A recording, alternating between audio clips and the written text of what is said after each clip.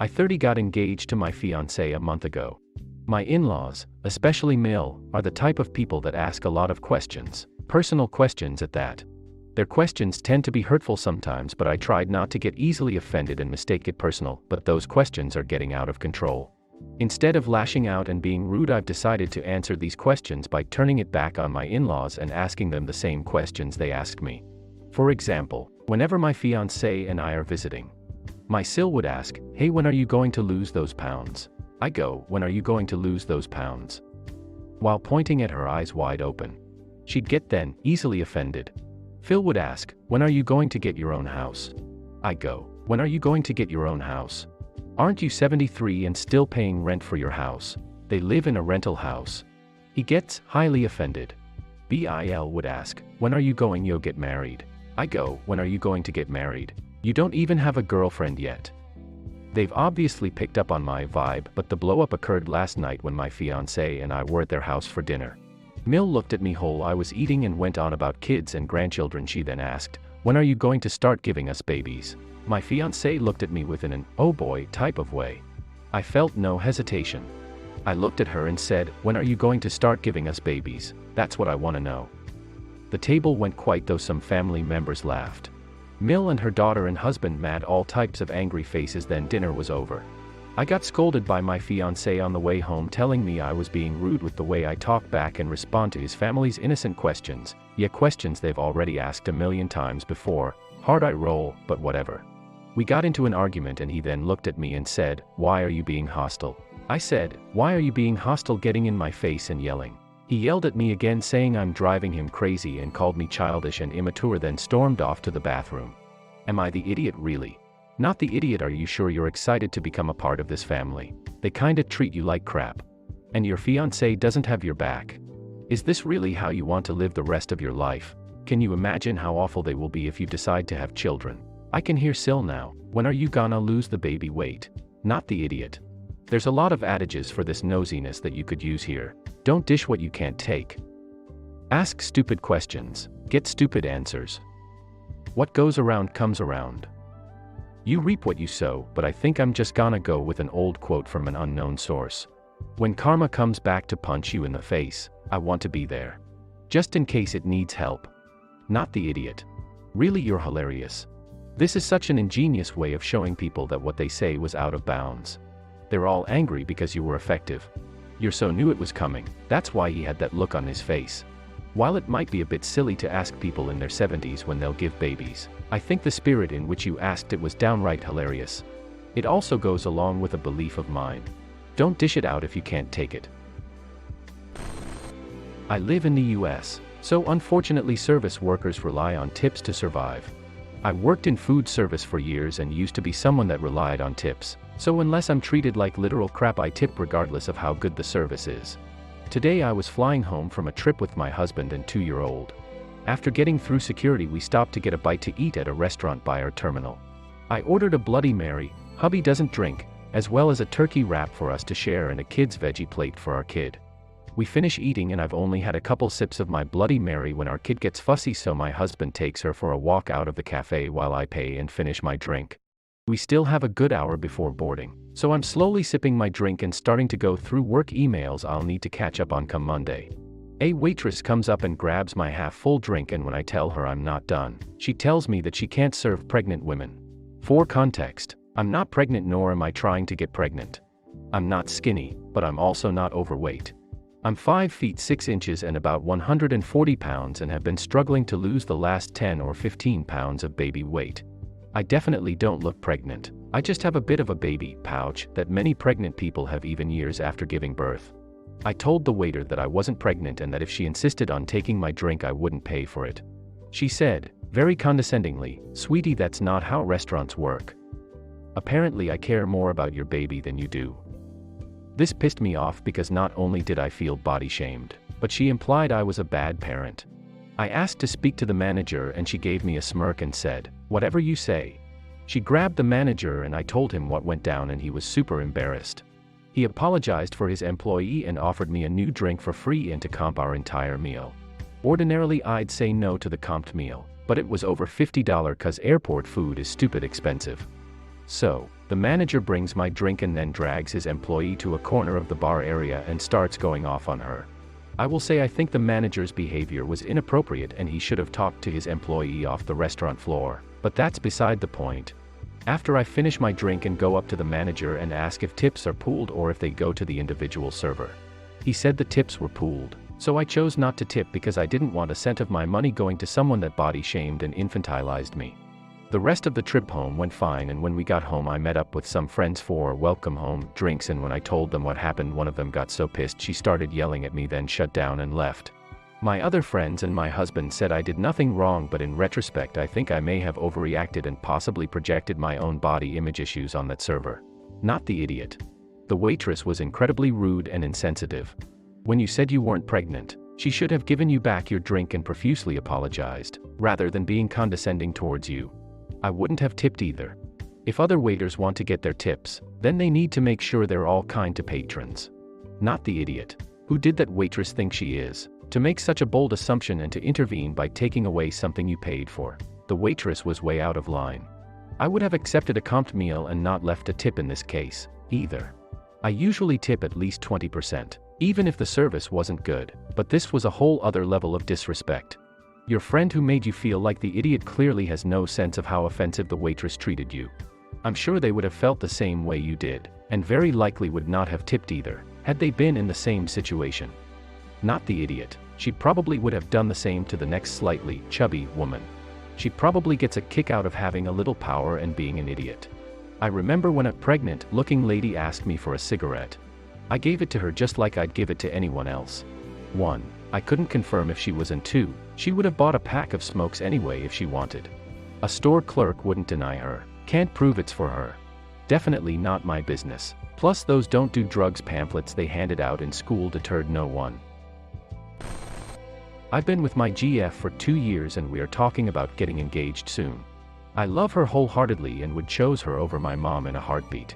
They don't get along at all, so it's come up plenty of times, and I think I have done a good job of siding with my GF. They just flat out don't like each other, but they also seem to have some rivalry going on. My GF has confided in me that she feels like she can't win. They are both guilty of being competitive, but she feels my mom has a lot of stuff over her. I of course don't agree, but it bothers her. My mom is a really good cook, but her baking it just okay. She can't decorate the cakes for crap, and my GF recently discovered this. My mom's fiance had a birthday, and he wanted a banana cake with honey cream cheese frosting. My mom made it and it wasn't great looking, tasted good though. My GF made the same cake but decorated it beautifully and decided to bring it to the party. It was a work of art, but I told her she was just trying to stir the crap and I didn't want her to bring it. She decided to bring it and I didn't stop her. When we got there, my mom saw her cake and didn't look happy but didn't say anything. My mom's fiance just flat out refused to touch my GF's cake. I think he told other guests to do the same, because no one would eat it. I took a big piece and praised it, but she was clearly upset. She went over and tried to pressure him to eat it, and honestly, he was pretty rude. He told her he sees through her, he isn't going to touch her cake, but if it makes her feel better because she found one thing, she is good at to take the win. He thanked my mom for his cake, kissed her, and then told my GF she was bothering him and to get out of his face. I didn't do anything in the moment. She later asked me to talk to him and I declined. I said she brought the cake to stir crap, so I think his reaction was okay. She teared up a bit and said he was really mean and I need to say something. I still refused, and when we left I said goodbye, thanked them for inviting us, and was just normal. She accused me of being spineless and is still upset. You are the idiot for actually bringing her to the party with her unwanted cake. And for still calling her your girlfriend when she not only refuses to admit the birthday boy read her perfectly, but thinks anyone should be on her side in this. You sure your mom's actually doing anything to prompt the rivalry, or is this woman just trying to drive everyone who might be able to convince you that her behavior is unreasonable away? Not the idiot. Your mom's fiancé handled your GF perfectly. Your GF tried to embarrass your mother in her own house at her fiancé's birthday party. The fiancé did the right thing, letting your GF know what she was doing was pathetic and obvious, and backed his fiancé. You did the right thing by not helping your GF continue her toxic behavior. Personally, I would have stopped her from bringing the cake because you knew she was trying to start drama for your mother, and it's obvious that a cake will be provided at a birthday party. But your GF is a total idiot. Your girlfriend is incredibly childish and petty. She's the idiot here. Who brings a birthday cake to someone else's party when they know there will already be a cake there? Especially when the cake that is there was made by the fiance of the person whose birthday it is. Her competition with your mom is out of control, and your mom's fiance had every right to be rude to her. And if you stuck up for your GF, you would have been the idiot. My team at work does 4 days working from the office and 1 day working from home. This is because we have sensitive physical, paper, files to work with as part of our work, so we still have to come into the office. One of my team members, Sarah, had appealed to do 2 days working from the office and 3 days working from home instead, on the basis that she has 2 kids to look after. Although other team members also have kids and Sarah had no problem coming in 5 days a week before the pandemic, I relented to the request after she became emotional. I've noticed of late that when Sarah is working from home, she has a tendency to go offline or away on Skype during office hours. She is usually offline or away for more than an hour each time. Yesterday, I finally asked her about it, and told her that other people, internal clients and external stakeholders, have come to me for work matters she's handling because they could not locate her. One external stakeholder even told me that Sarah was on leave. When I clarified that Sarah was not on leave, the stakeholder was bewildered, but she's been offline the whole morning. Sarah was defensive, and sarcastically apologized for not being there to reply to messages immediately. She then added that as long as she got her work done, it didn't matter when she was online or offline.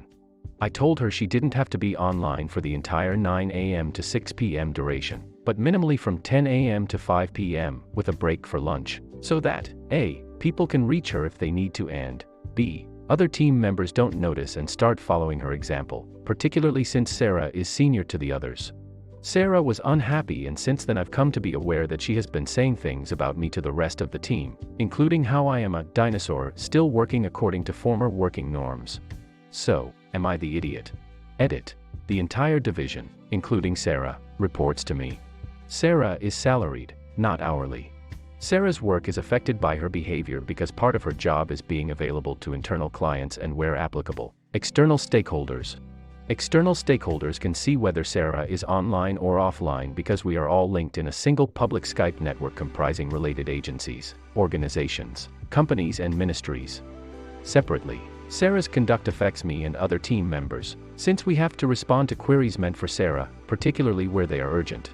It also reflects badly on the division as a whole when Sarah is unreachable. Not the idiot. Employees are evaluated on more than work products. There's teamwork, reliability, engagement, etc. Further, business hours do not change because you are working from home. Sarah's lack of accessible denotes her failure at teamwork and engagement. People that think like she does are going to be sorely disappointed, outright pissed, when they do not get a bonus or promotion, or lateral move to a different position. If your coworkers and clients cannot access you during business hours, you're failing at your position. Not the idiot. If she wants to step away, she needs to get notifications on her phone so she can timely respond. If she is affecting clients or other public-facing people by being unavailable, that's a problem. But I will say, what someone could do before the pandemic and during or after in relation to children has significantly changed. Childcare options are just not the same. If she was in the office and disappeared that often, for that long, it would also be weird. I might set some basic productivity standards, like people are expected to check their chats or messages every amount of time. It could be half an hour, maybe every hour. Pick a reasonable time to accommodate people, maybe doing some non-work things at home while working from home. Take a quick shower, do laundry, walk the dog, feed the kids, etc. Also set a general available time, like check your messages by 11 a.m., last check at 4 p.m.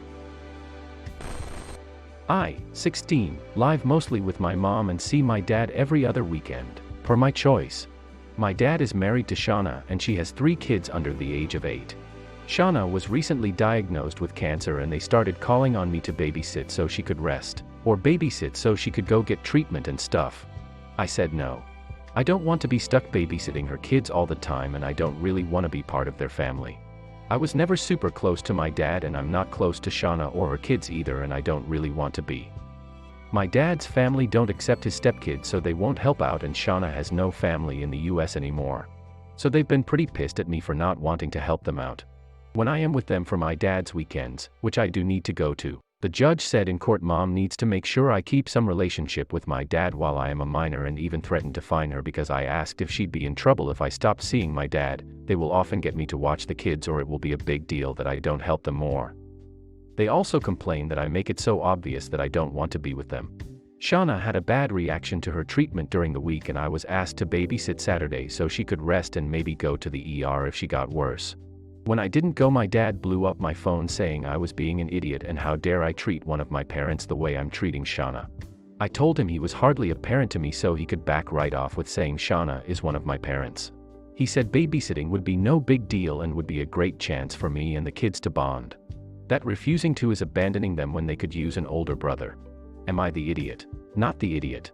It's the right thing to do to help people who are in trouble. Cancer is horrible. My mother recently died of it. There should be help available like there is in most other countries. But you're 16. You can't be the one to take on this responsibility. It's particularly inappropriate for your father to ask when you don't have a good relationship with him. You need to tell your mother what's going on so she can report to the court that you're being expected to go to your father so he has free childcare. Your father needs to seek help elsewhere. Not the idiot. I'm a mom of young children, and the situation sounds devastating all around. It is still not your responsibility to babysit young children if you don't want to. I can see how you might be interested if you were being respected and paid, but it would still 100% be your call. And I'm sure you do have compassion for them even if you don't want to be the designated babysitter. The only situation where I would think you were in the wrong was if these were the siblings you grew up and it was an emergency one-time situation and then you refused to watch your younger siblings. That would be messed up, but it doesn't seem to apply here. I wouldn't even ask my own kid to babysit without offering the minimum wage in return, and if they said no, then so be it. Not their problem. Ask your mom if she can take you to a lawyer and see if you can get custody arrangements changed due to the forced babysitting and verbal abuse. Don't budge on your boundary. Don't babysit for any reason, otherwise it'll be worse when you say no. Oh, but you did last week and it didn't hurt you, did it? Just say no. Just keep saying no and stick to no.